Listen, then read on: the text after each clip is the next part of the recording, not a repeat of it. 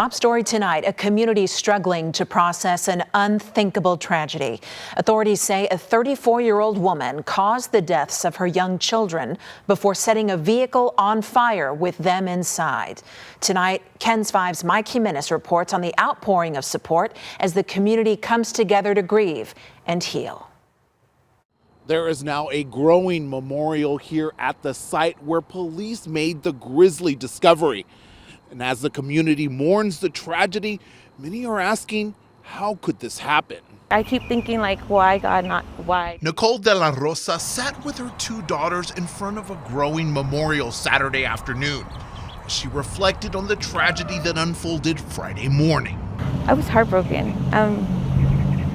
I just cried because it's kind of unbelievable. Like, I didn't really believe it. First responders were called out to the area of 500 Richland Hills near 410 and Highway 151 early Friday morning, where they found a car on fire. Inside the car, the bodies of two children, ages 5 and 7. Standing nearby, the children's mother, 34-year-old Marlene Vidal of Edinburgh. Authorities say Vidal was taken in for questioning, and evidence indicated Vidal was solely responsible for the death of her children. Police say mental health challenges may have played a role. De la Rosa says hearing the news and being the parent of two daughters herself made her sick. I was just super emotional just from the beginning of the morning when I seen it. But I have children myself, so, and sometimes I have bad moments, like everybody struggles. Now the community is struggling to cope with the tragedy and the many unanswered questions. The emotional toll is significant, not only for the first responders and investigators, but for our entire community. And I know our community is going to be hurting right now.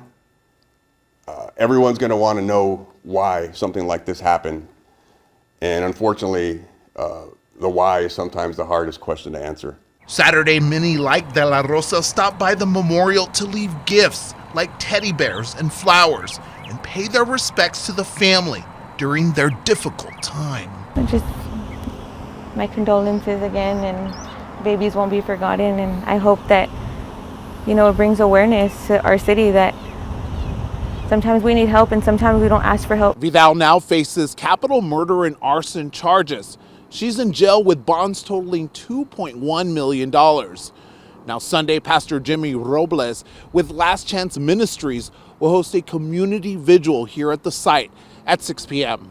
Mike Jimenez, KENS 5.